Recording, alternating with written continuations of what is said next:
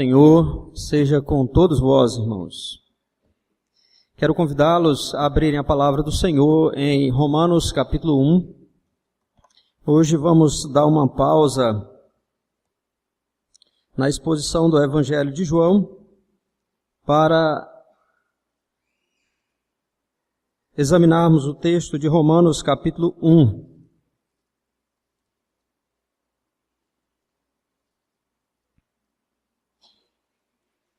A nossa leitura será do verso 15 até o verso 17.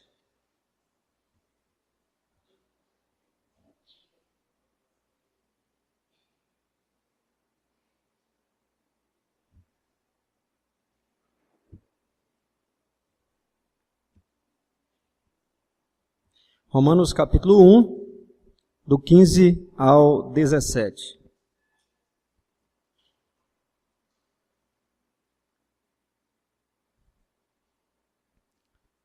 Vamos orar antes da leitura. Vamos pedir o favor do Senhor. Ó Deus eterno, todo-poderoso, rendemos graças ao Senhor pela Tua palavra que é viva e eficaz. Rendemos graças ao Senhor porque ela é a espada do Espírito por meio da qual nós somos lapidados para o louvor da Tua glória. Ela, Senhor Deus, a Tua santa palavra está agora aberta diante de nós. E nosso desejo, ó Deus, é aprendermos do Senhor, sermos edificados por meio dela, a fim de que sejamos mais e mais para o louvor da Tua glória. Para tanto, ó Deus, necessitamos da ação soberana, graciosa e iluminadora do Teu Espírito, a fim de que, ó Deus, possamos compreender a Tua santa palavra e assim, Senhor Deus, sermos edificados nos Teus caminhos. Te imploramos que o Senhor nos ilumine, que o Senhor abra o nosso entendimento e disponha o nosso coração, de forma que venhamos, Senhor Deus, a entender a Tua palavra, venhamos crer na palavra do Senhor e venhamos Te obedecer para o louvor e glória do Teu nome. E aqueles que estão conosco, ó Deus, que ainda não são crentes em Cristo Jesus, Senhor Deus, queira convertê-los, converta-os por intermédio da pregação da Tua palavra, de maneira que creiam em Cristo e, crendo nele, tenham a vida eterna para o louvor e glória do Teu santo nome. Todos estes benefícios, ó Deus, nós Te imploramos, agradecidos, no nome de Cristo Jesus, o nosso Senhor. Amém.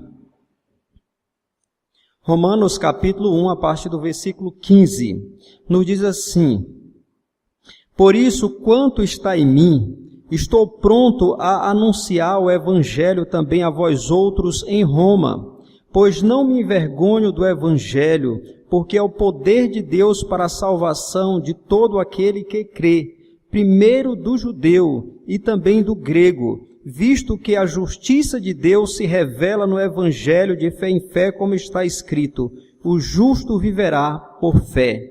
Amém. Que Deus aplique a sua palavra ao nosso coração, irmãos. Meus queridos, neste mês, nós, crentes, estamos comemorando os 500 anos da Reforma Protestante. Então, em todo o Brasil, na verdade, em todo o mundo, os protestantes, os evangélicos estão comemorando essa data tão importante. Pois no dia 31 de outubro de 1517, Martinho Lutero afixou lá nas portas da Catedral de Wittenberg as suas 95 teses, e ali foi o pontapé inicial daquilo que nós conhecemos hoje como Reforma Protestante.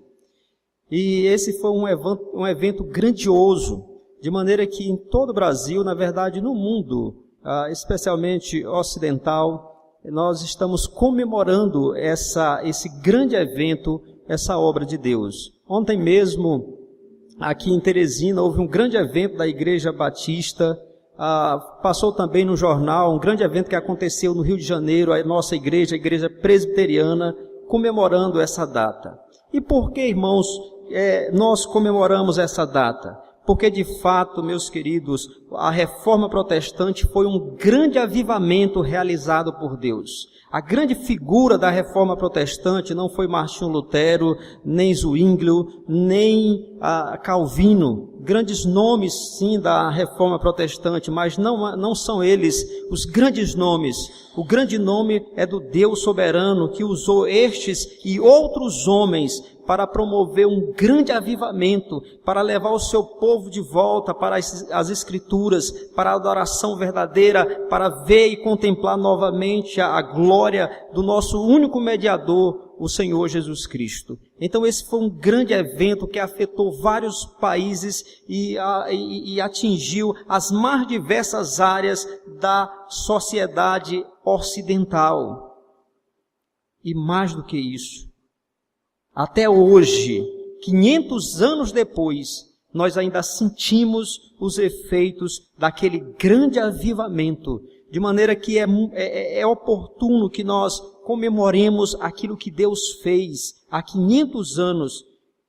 É oportuno também que nos voltemos para os princípios da reforma, porque na reforma protestante, a reforma protestante foi um evento através do qual o povo de Deus tenta voltar para o Novo Testamento, tenta voltar para as Escrituras, tenta voltar para aqueles princípios básicos de Cristo e dos seus apóstolos. Então foi um evento maravilhoso e nós então temos que reviver isso e procurar, inclusive, diante de Deus, uma nova reforma, porque, de fato, nós estamos precisando em nossos dias.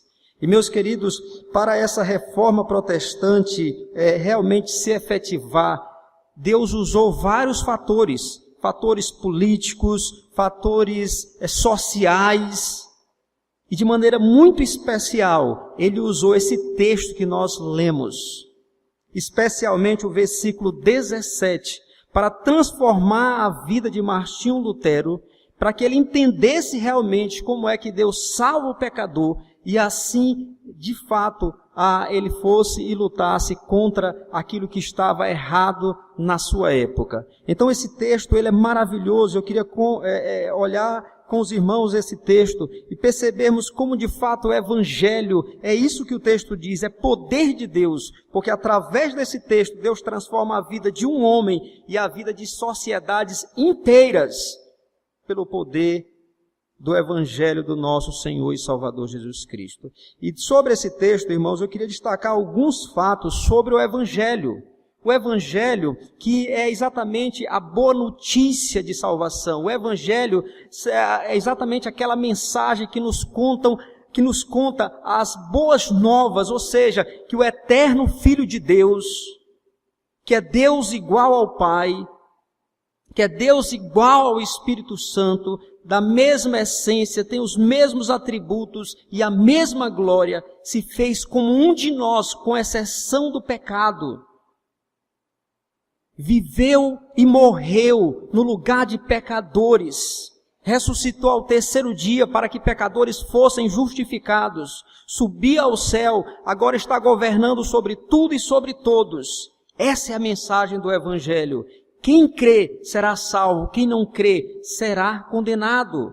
Essa é a mensagem, essa é a boa notícia. Em Cristo há salvação para pecadores. E sobre essa mensagem gloriosa, eu quero destacar 3 fatos. Primeiro, o Evangelho é também para os crentes. Vejam o verso 15. Por isso, quanto está em mim, estou pronto a anunciar o Evangelho também a vós outros em Roma.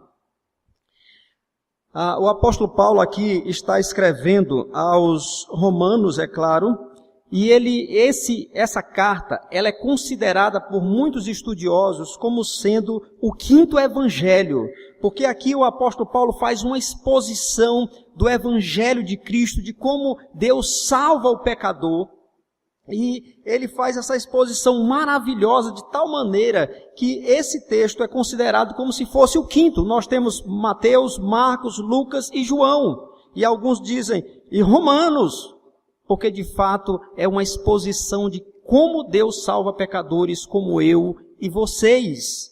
E aqui o apóstolo Paulo, nesse ponto da carta, ele está dizendo que ele está querendo ir para Roma, e ele quer ir ali para pregar o evangelho para os romanos. Isso é muito interessante, por quê? Porque, infelizmente, em nossos dias, a igreja evangélica brasileira está numa situação tal que para muitos crentes, o evangelho deve ser pregado para os descrentes. Porque o evangelho é para converter os pecadores a Cristo. De maneira que quando se faz uma atividade evangelística, a intenção de muitos é apenas convidar descrentes, porque essa mensagem não tem nada a ver com os crentes.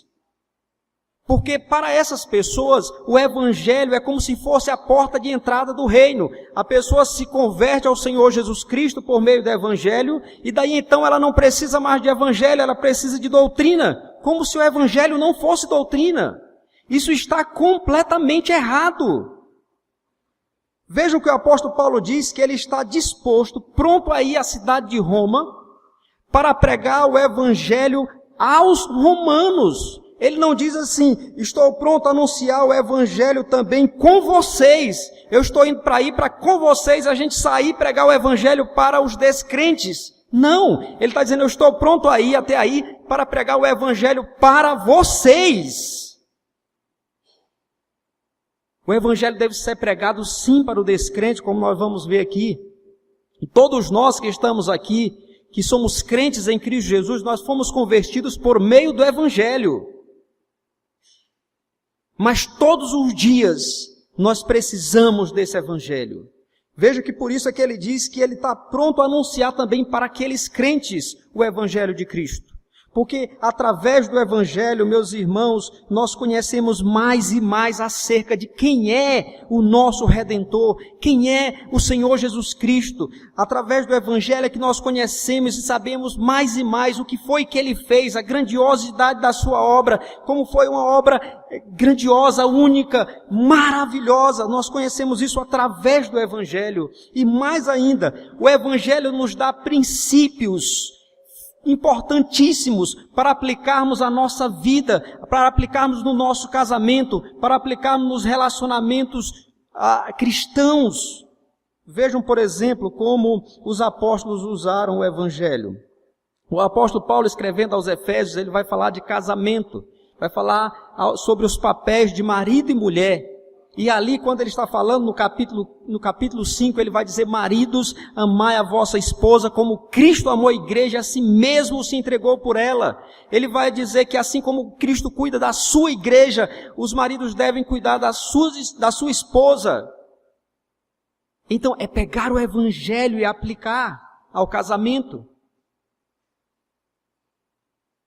O apóstolo Paulo, escrevendo ainda aos Efésios, ele vai dizer que nós devemos perdoar uns aos outros, lá no final do capítulo 4, início do capítulo 5, e nós devemos amar uns aos outros, porque Deus nos perdoou em Cristo, porque em Cristo Deus nos amou. Então isso é aplicar o evangelho aos nossos relacionamentos.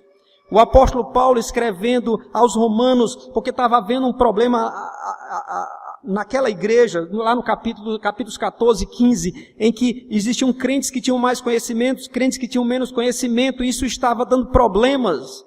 E ele então vai dizer para aqueles crentes que têm mais conhecimento, que são mais fortes na fé, que eles não deviam atentar apenas para as suas preferências, para os seus desejos, mas que eles deviam abrir mão dos seus direitos, muitas vezes, dos seus prazeres, para não ofender o irmão mais fraco. E ele vai dizer, e a base que ele vai usar é que Cristo, ele atentou para nós, os mais fracos, e agiu em favor de nós.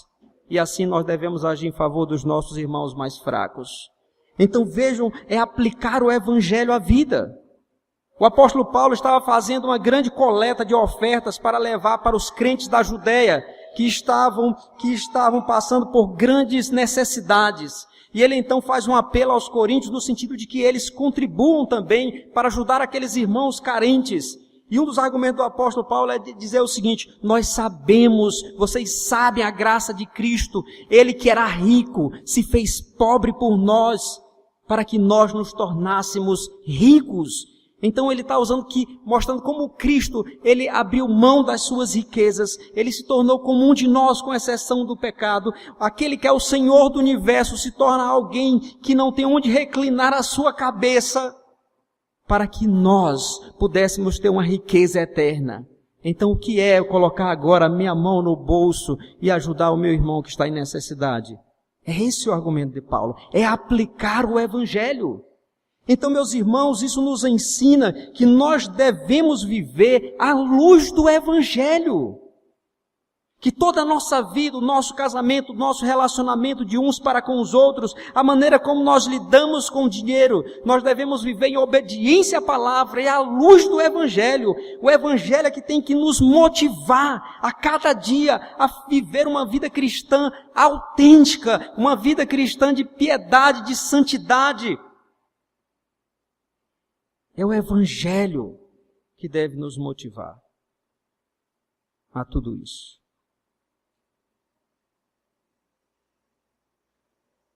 Por isso o Evangelho, ele tem que ser pregado para nós crentes. É por isso que nós devemos ler a palavra de Deus nos perguntando a respeito de quem é Cristo e o que Ele fez. Porque o Evangelho também é para nós, crentes em Cristo Jesus. E portanto, irmãos, nós devemos crescer mais e mais no conhecimento desse Evangelho. Nós devemos crescer mais e mais em Cristo. Por isso o apóstolo Paulo, escrevendo aos Colossenses, ele vai dizer que assim como nós recebemos a Cristo, nós devemos andar nele radicados, edificados e confirmados na fé, crescendo em ações de graças. Por isso que o apóstolo Pedro, na sua segunda carta, ele finaliza dizendo: crescei na graça e no conhecimento do Senhor Jesus Cristo. Então a cada dia nós devemos beber dessa fonte. Nós devemos procurar ouvir e beber dessa fonte, o Evangelho do nosso Senhor e Salvador Jesus Cristo. Porque isso é que inflama o nosso coração. Isso é que nos motiva a viver uma vida de santidade. A primeira verdade, ou o primeiro fato desse texto, o Evangelho é também para os crentes. Agora, o segundo fato que eu queria destacar aqui é que o Evangelho é o meio que Deus estabeleceu para a salvação de pecadores. Vejam o versículo 16, que ele diz assim: pois não me envergonho do Evangelho, porque é o poder de Deus para a salvação de todo aquele que crê, primeiro do judeu e também do grego. Então observem que Paulo diz que está pronto a pregar ali o Evangelho para os irmãos de Roma. Por quê? Ele diz, porque o Evangelho é o poder de Deus para a salvação de todo aquele que crê. Por isso eu estou disposto a pregar esse Evangelho, porque ele é poder. E o interessante, irmãos, é que a palavra poder aqui, a palavra grega que é traduzida por poder, é a palavra que vai dar origem à nossa palavra dinamite. E isso é muito interessante. Vocês têm acompanhado aí nos noticiários quantos caixas rápidos estão sendo estourados, arrombados, quantos bancos. Então eles colocam lá dinamites e acontece uma explosão que danifica tudo ali. É um poder, uma força terrível.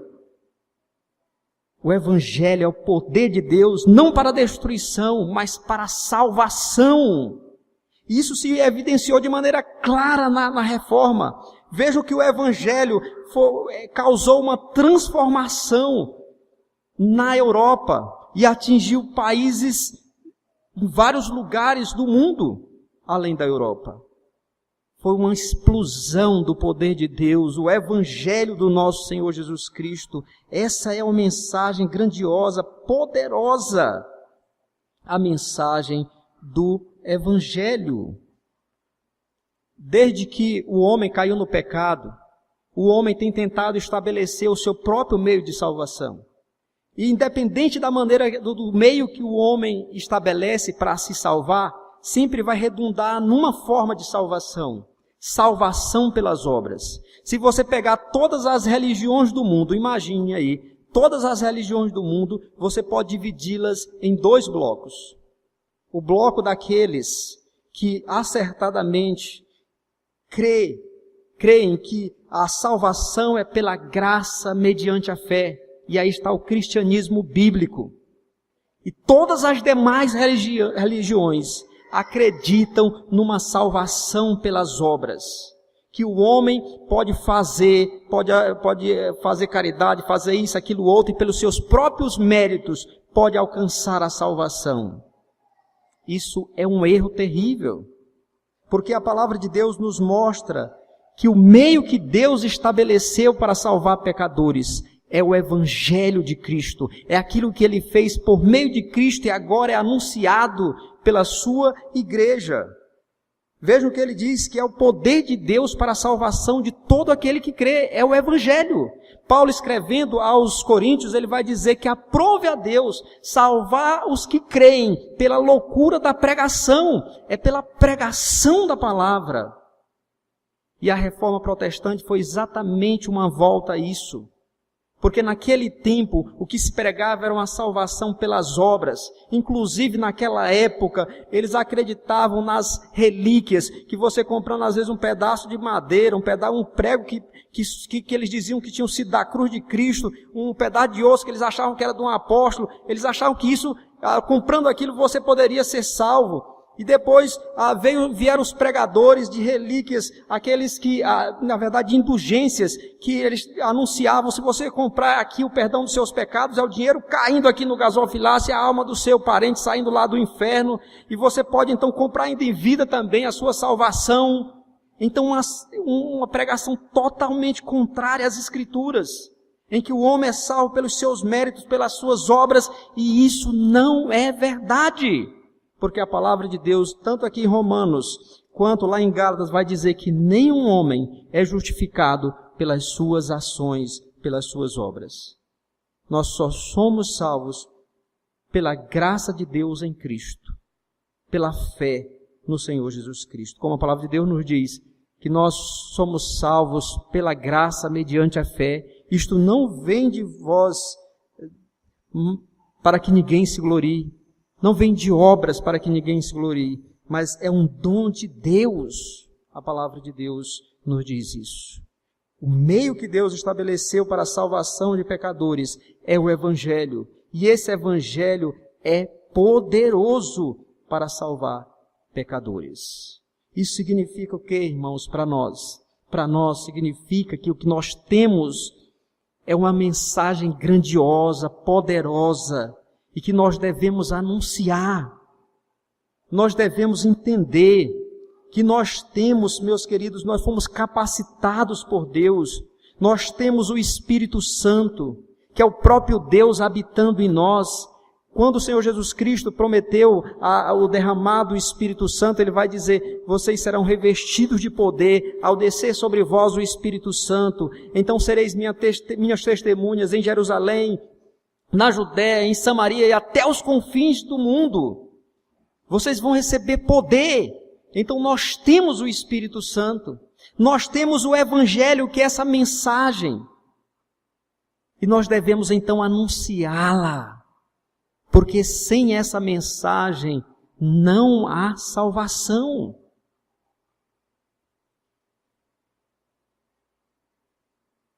E nós somos os mensageiros.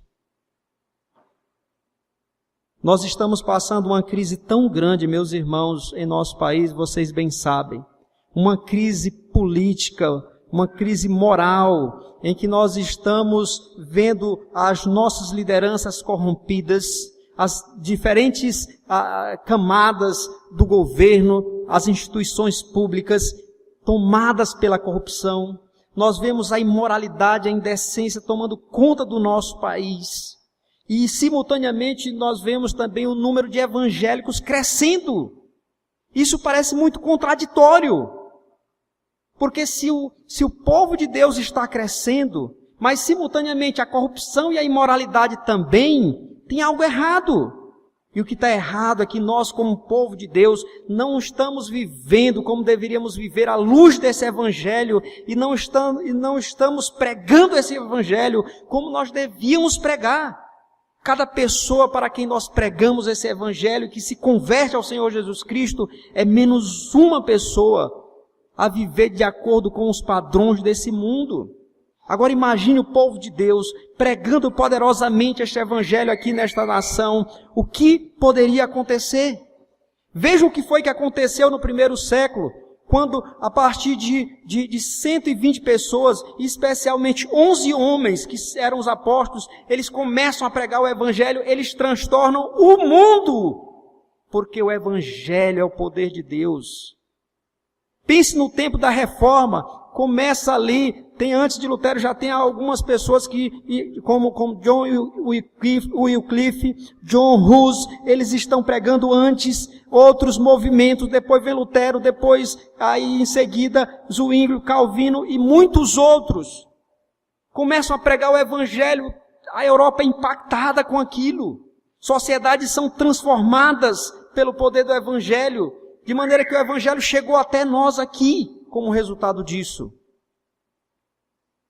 Porque o evangelho, irmãos, é o poder de Deus para a salvação de todo aquele que crê. Por isso, meus irmãos, nós precisamos pregar esse evangelho para os nossos familiares, para os nossos amigos, onde quer que estivermos, nós devemos entender, eu tenho o Espírito Santo, que é o próprio Deus habitando em mim, me capacitando. E eu tenho uma mensagem que é o poder de Deus para a salvação. Anuncie o evangelho. Pregue o evangelho. E viva a luz do evangelho. Agora, irmãos, vejam, um terceiro e último fato a respeito do evangelho. O primeiro o evangelho é para os crentes. Segundo, também para os crentes. Segundo, o evangelho é o poder de Deus. E por último, o evangelho revela a maneira como Deus justifica ou salva pecadores. Versículo 17. Nos diz assim: visto que a justiça de Deus se revela no evangelho de fé e fé, como está escrito, o justo viverá por fé. Observem a sequência. Paulo diz que está disposto a pregar o evangelho também para os crentes de Roma. Por que ele está disposto? Porque o evangelho é o poder de Deus para a salvação de todo aquele que crê. E por que o evangelho é o poder de Deus para a salvação de todo aquele que crê? Nos diz aí o texto: porque a justiça, visto que a justiça de Deus se revela no evangelho. A justiça de Deus se revela no evangelho. Agora, que justiça é essa? Esse texto aqui, como outros, eles causavam pânico em Martinho Lutero. Martinho Lutero diz, ele mesmo conta, que essa expressão justiça de Deus, ele odiava essa expressão, porque sempre fazia lembrá-lo de que Deus trazia à sua memória algo como assim a verdade de que Deus é um Deus justo, que pune pecadores, que julga e condena pecadores. Então, quando ele olhava para esse texto, a imagem que ele tinha de Deus era uma imagem de um Deus muito severo. Isso então causava pânico e fazia com que ele odiasse tanto essa expressão como o próprio Deus. Mas um dia, ele lendo esse texto, o Espírito Santo o iluminou, e ele então compreendeu o verdadeiro significado dessa expressão aqui e em outros locais da Bíblia. Ele entendeu o que de fato significa justiça de Deus. E quando ele entendeu isso, ele foi transformado. Então, o que significa justiça de Deus? Justiça de Deus aqui, irmãos, não está falando do atributo de Deus, da sua retidão moral, da sua retidão pela qual ele julga e condena pecadores por causa da transgressão da sua lei. Ele não está falando disso. O apóstolo Paulo está falando de uma justiça que Deus providenciou para pecadores como eu e vocês, para que esses pecadores fossem perdoados, justificados e aceitos por Deus.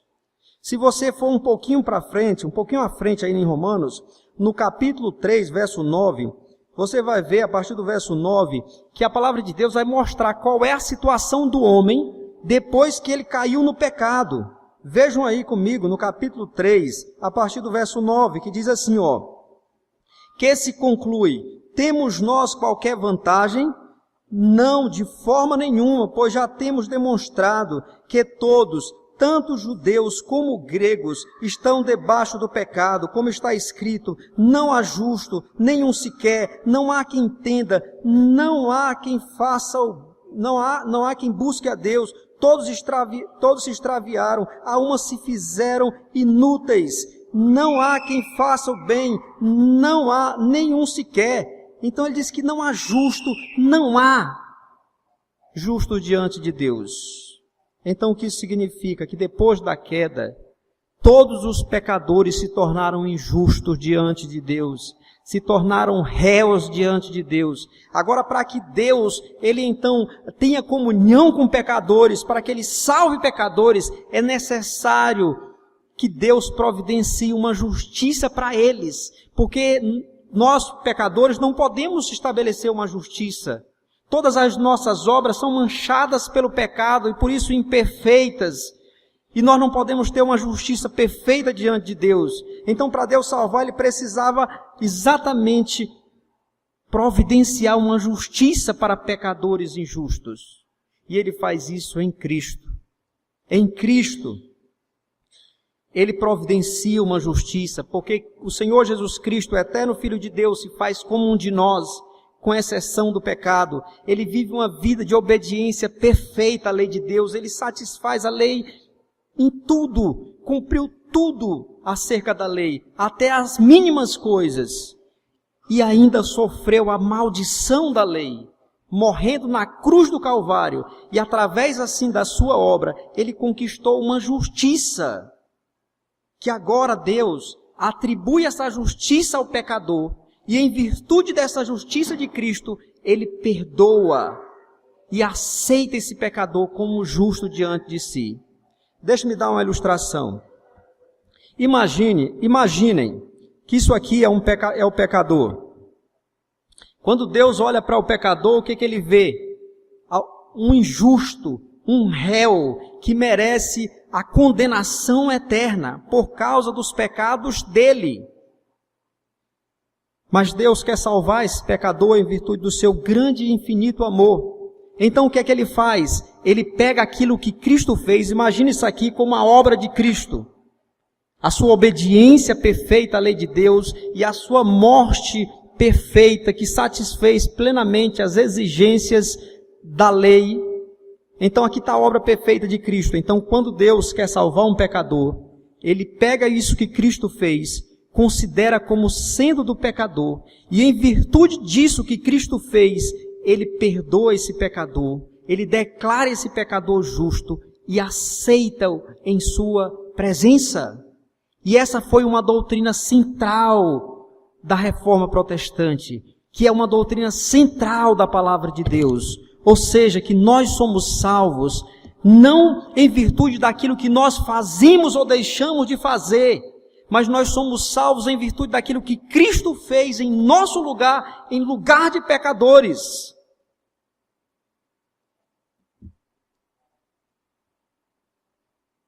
De maneira que todo mérito humano é completamente anulado, cancelado. Porque a única obra que Deus leva em consideração para salvar o pecador é a obra perfeita, imaculada do nosso Senhor e Salvador Jesus Cristo. Isso é justificação. E a Bíblia mostra que nós então devemos pôr a nossa confiança nessa justiça. Veja que ele vai dizer, versículo 17, visto que a justiça de Deus se revela no Evangelho, de fé em fé, como está escrito, o justo viverá por fé. Então nós devemos pôr a nossa confiança nessa justiça e não numa justiça própria. O que é justiça própria? É quando eu digo, meus queridos, digo o seguinte, eu acho que eu vou ser salvo, porque eu nunca matei, eu nunca roubei, eu sou pastor, então eu acho que eu mereço a salvação. Eu leio a Bíblia, eu prego a palavra de Deus, então eu acho que eu estou fazendo por onde? Isso é justiça própria, é confiar naquilo que eu estou fazendo. E se eu estou confiando nisso, O que me aguarda é o inferno eterno, porque é isso que minhas obras merecem.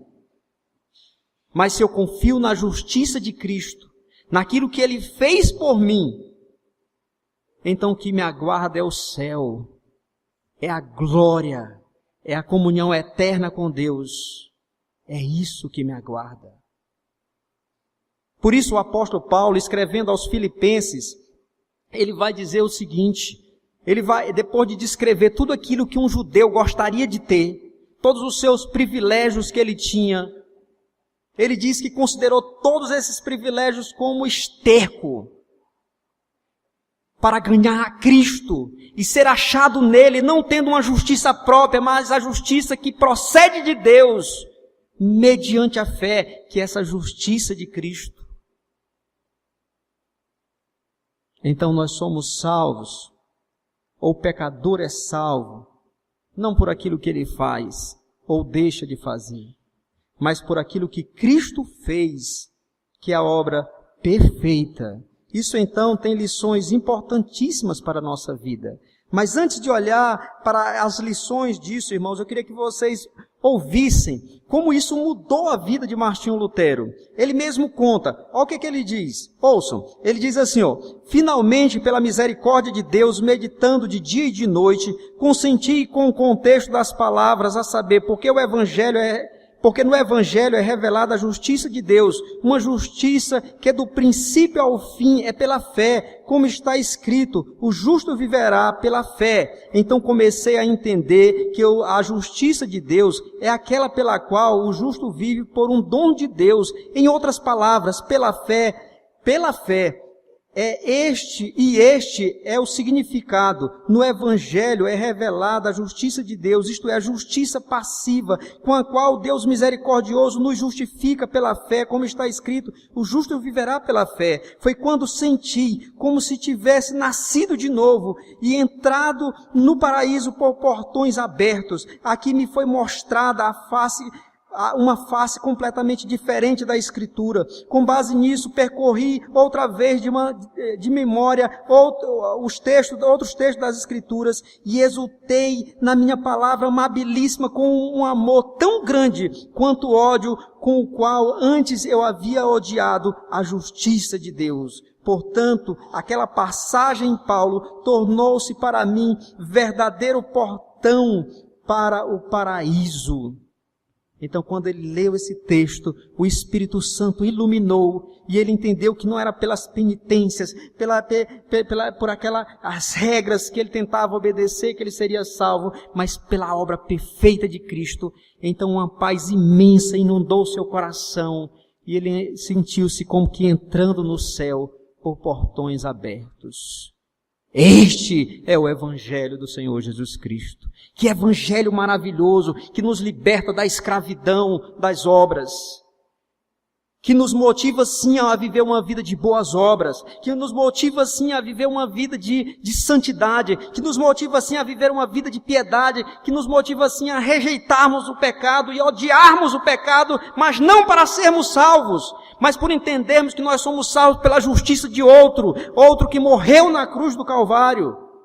Porque, irmãos e irmãs, para que nós tivéssemos essa justiça perfeita, o eterno Filho de Deus, o Senhor Jesus Cristo, o justíssimo, foi tratado como injusto na cruz do Calvário, como um réu ali, por conta dos nossos pecados. Para que nós tivéssemos os nossos pecados cancelados, as nossas dívidas assim canceladas diante de Deus. O eterno Filho de Deus, o Senhor Jesus Cristo, Ele se fez, como a própria palavra de Deus diz, Ele se fez pecado por nós na cruz do Calvário, e ali a ira de Deus se derramou sobre Ele, ira que era para se derramar sobre mim, sobre cada um de vocês, eternamente, se derramou ali na cruz do Calvário sobre Ele, para que nós tivéssemos os nossos pecados perdoados, para que nós tivéssemos paz com Deus. O eterno Filho de Deus bebeu o cálice da ira de Deus e bebeu até a borra, sem deixar uma gota sequer para nós. De maneira que agora o que nós bebemos é o cálice da bênção, porque Ele fez isso por nós na cruz do Calvário. para que nós recebêssemos uma justiça perfeita, pela graça, mediante a fé, o eterno Filho de Deus, meus queridos, o eterno Filho de Deus pagou um preço altíssimo, o seu próprio sangue, a sua própria vida ali na cruz do Calvário. Isto é o Evangelho. E que Evangelho glorioso. Isso significa, meus irmãos, para nós aqui algumas questões, algumas lições. Primeira delas, nós, vocês que são verdadeiramente crentes em Cristo Jesus, você é aceito por Deus, não por causa das suas obras, não por causa daquilo que você faz ou deixa de fazer. Você, por mais que você faça, você nunca será mais aceito por Deus do que você foi aceito da primeira vez. Porque você foi aceito com base em algo que está fora de você. Você foi aceito por Deus, foi perdoado e declarado justo com base na justiça de Cristo, e essa é sempre perfeita. De maneira que você nunca será mais aceito por fazer algo, porque Cristo já fez tudo. E se hoje você deve viver em santidade, em obediência e para a glória dele, é exatamente por isso. Porque apesar dos seus pecados, apesar da sua, muitas vezes, dureza de coração, por causa da nossa ingratidão, muitas vezes, nós pensamos, não, Deus não está me aceitando. Mas Ele nos aceita de tal maneira que o apóstolo João diz, filhinhos, estas coisas vos escrevi para que não pequeis. Se todavia alguém pecar, o que é que ele diz? Temos um advogado, Jesus Cristo, justo. E a implicação é que se nós pecarmos, nós não devemos pecar, devemos lutar até o sangue contra o pecado. Mas quando pecarmos, nós devemos ir para Deus, porque lá está o mediador, lá está aquele em quem nós somos justificados.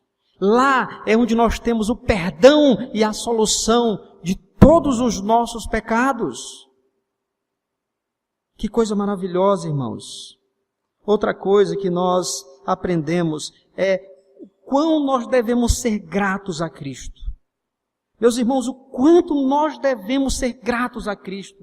Se Ele não tivesse feito o que Ele fez, nenhum de nós poderia ser justificado diante de Deus.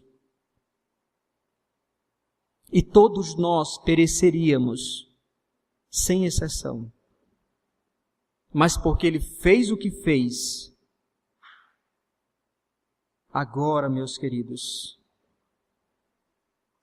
nós podemos e somos justificados diante de Deus. Somos aceitos, pecadores miseráveis como nós. Somos aceitos na presença de um Deus santíssimo. Santo, santo, santo. Nós somos aceitos. Nós temos comunhão com Ele. Que coisa gloriosa!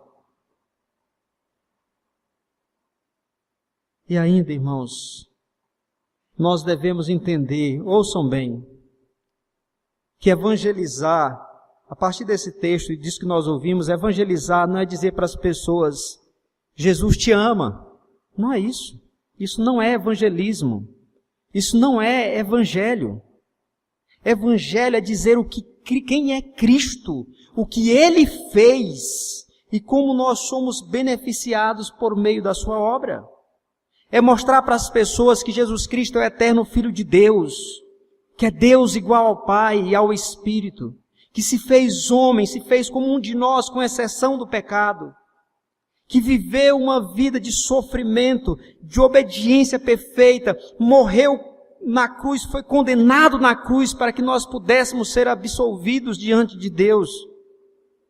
Ressuscitou ao terceiro dia gloriosamente para a nossa justificação, subiu aos céus e agora vive e reina para todo sempre.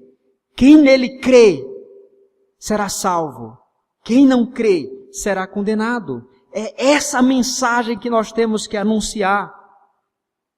Porque este é o Evangelho, o poder de Deus para a salvação de todo aquele que nele crê.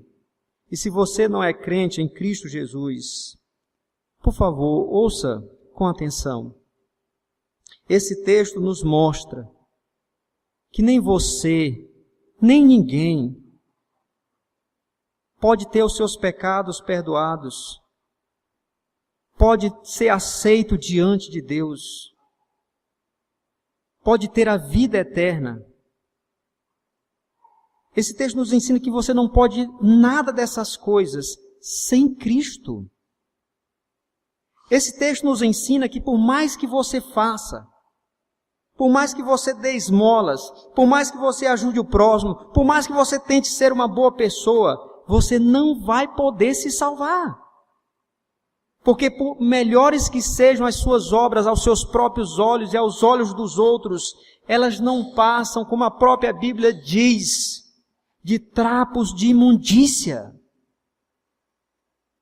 A única obra perfeita, sem mácula, e por meio da qual você pode se salvar é a obra de Cristo.